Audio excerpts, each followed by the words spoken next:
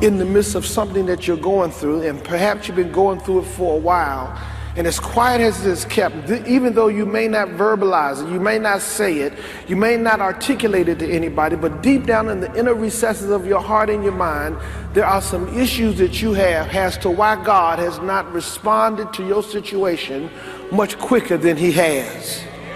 If y'all all say amen together, nobody will know I'm talking about you. If you all say amen together, nobody will know that deep down inside you're wondering why God has promoted somebody else but not you. Deep down inside you have that question as to why somebody else got a job but not you. Deep down inside you're wondering, why in the world am I struggling like this? Why is my marriage jacked up? Why did so-and-so get married and my knight in shining armor has not showed up? Matter of fact, every joker that shows up who I think might be a knight in shining armor, it turns out to be a squeaky, rusted joker. What is wrong? Why is God not responding? And I thought for a few moments this morning that I would try to tell somebody today that there are some benefits to patiently waiting on God. I wanted to highlight the fact that if we would have the right attitude and the right spirit while we wait for God to bring the solution to our dilemma, we would recognize that there are in fact some benefits to us waiting on the Lord. As a matter of fact, I like what this text says. David the psalmist starts off the very first verse by unveiling to us the benefits of of what has happened in his own personal life.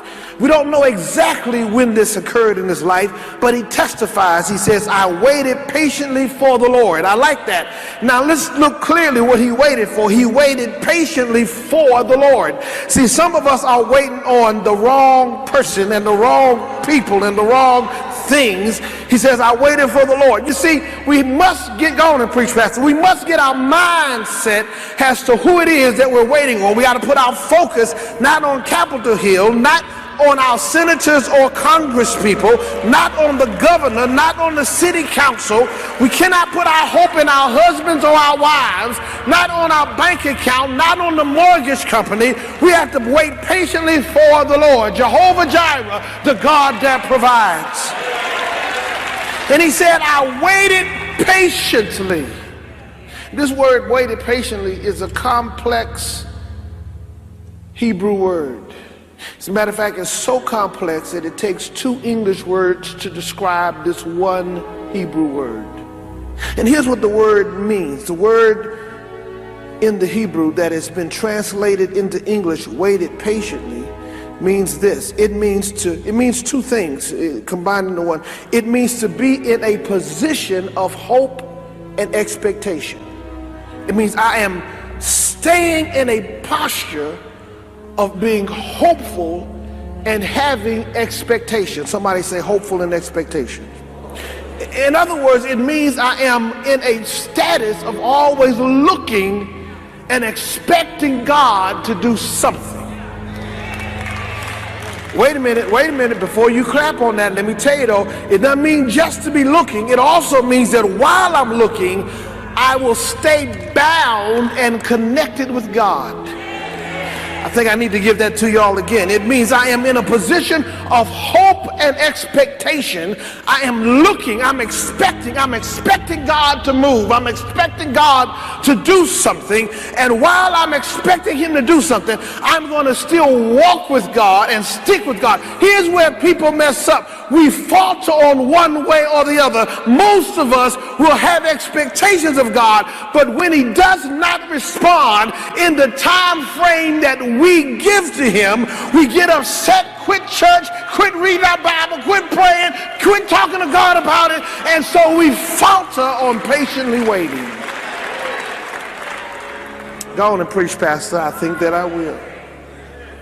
As a matter of fact, when you are in a posture of waiting patiently, you won't backslide. You don't get tired. You don't get weary. You don't resort to taking matters into your own hand. You don't decide that since God didn't respond as quickly as you wanted him to respond, that you'll go ahead and fix it yourself.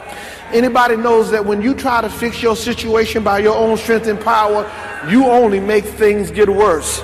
You know what I discovered? I discovered that God has been God a long time. Y'all excuse me for a second. And what I discovered about God is that he knows what he's doing and he does not need my assistance. Y'all excuse me for a second.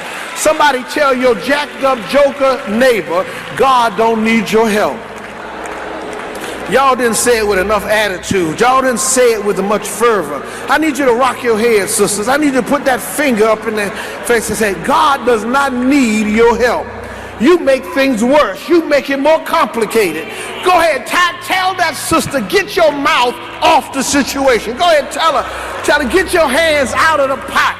Get yourself out of the deal and let God work on the situation. You know what I discovered? While God is working on the situation, he's actually working on you. Y'all excuse me for a second. He's actually fixing you and building character in you and shaping. Go on and preach, Pastor. He's actually developing some character in you. A whole lot of us could use some patience. We could use the ability to wait on God to step in. And what I discovered, and another thing while I'm on this thing, I discovered that God may not respond as quickly or within the timetables that I want him to. But what I do know is when he shows up, it is absolutely always right on time. Do I have any witnesses? Does anybody here know that when God shows up, it's the right time?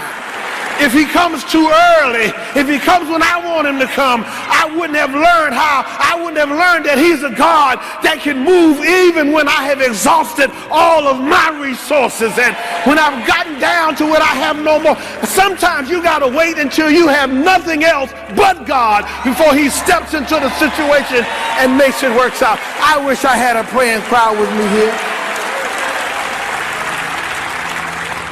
I won't backslide. I won't resort to my own methods.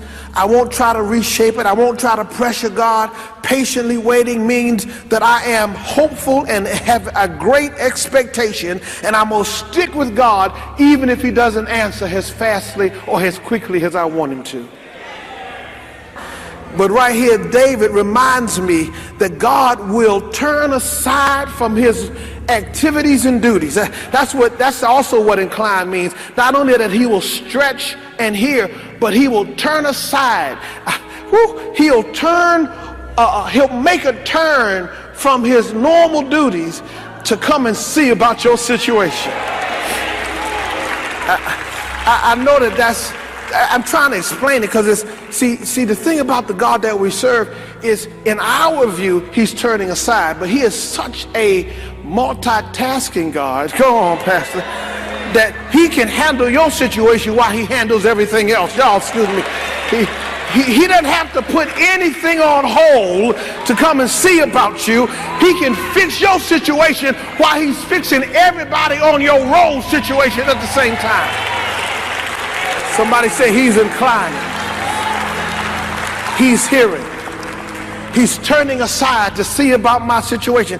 I like that. And he will hear, he will listen, he will perceive, he will pay attention to, he will give attention to. I like that. He's going to hear me. Now, here's where the drama occurs, because some of you have tuned God out. You have shut the door on God from being able to hear you, even though he has the capacity, because your attitude ain't right.